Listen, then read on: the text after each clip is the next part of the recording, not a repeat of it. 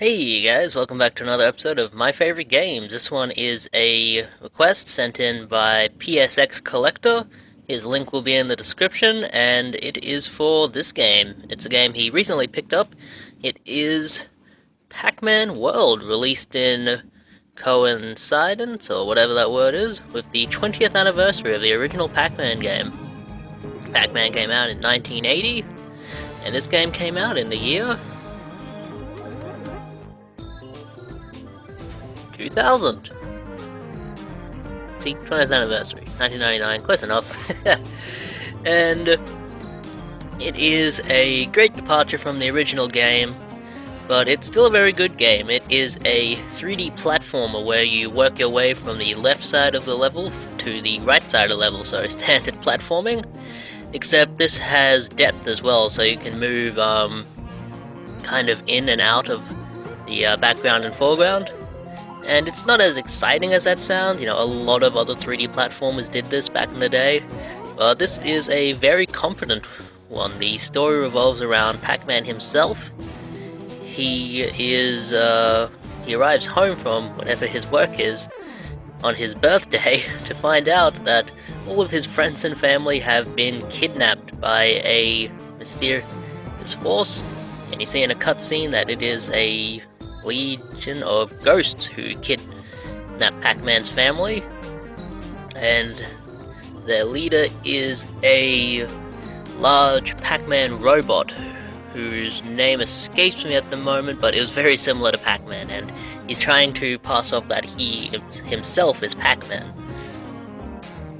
And he's very angry that they didn't capture Pac-Man himself, so now Pac-Man has to come to Ghost Island and defeat all of the monsters and get his friends and family back.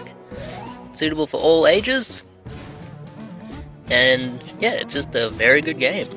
The graphics are not super good, but they still hold up today. They have a very cartoony-like aspect to them. Pac-Man himself is very well animated. Instead of being just one big 3D polygon shape, he is a set of sprites, similar to Doom enemies, and no matter what direction he's facing, he'll always have the same animation for that direction. And that's pretty good for Pac-Man, because back then you couldn't do solid spherical shapes for polygons, so a sprite for Pac-Man is a lot better, and it's done in a way that makes it look like he's still 3D and very much part of the world. Obviously, in later Pac-Man World games, he would become a 3D polygon, and in my opinion, he actually looked worse than he did in this game. But if you have any interest in 3D platformers, definitely give this one a go. It is very, very good. It has 60 levels. You can save your game. The music is very upbeat, very fantastical, and the levels themselves are all very varied. You can choose to run through them very quickly, or you can choose to take your time and discover items. If you do well, you can get all of the letters to spell out Pac-Man and get a bonus. You can collect extra lives. You collect a lot of fruit that helps to open doors. You'll get like a strawberry fruit, and then you can open a door with a strawberry above it, something like that. And every now and again you'll open a door that leads to a large 3D maze, and that's where you'll play a game that's very similar to the original Pac-Man, which is pretty fun. Except you can take more hits, and it's all in 3D.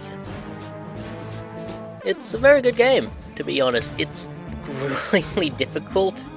It has 6 worlds with 3 levels each. It actually has 30 levels, not 60, sorry. It has the original Pac-Man game that you can play immediately, which is really nice. You don't have to unlock it by beating the main game or anything. If you want to just fire this up and play the original Pac-Man, you can, and it's a pretty good port.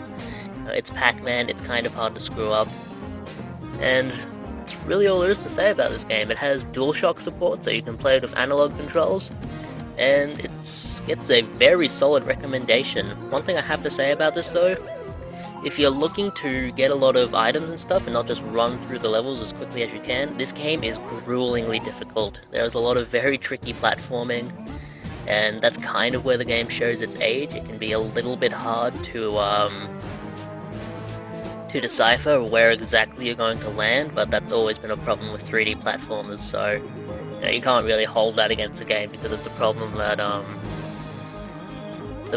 that plagues the entire genre of 3D platformers. But that's my only real complaint about this game, the difficulty and the a little bit of the controls. But other than that, it's a really good game, so definitely check it out if you can. It's fairly cheap, I think. I don't remember exactly how much it goes for. I haven't looked that up in many years, but it's a very good game, so definitely check it out. Alright, Secret of My House, bidding you farewell, and this is one of my favorite games.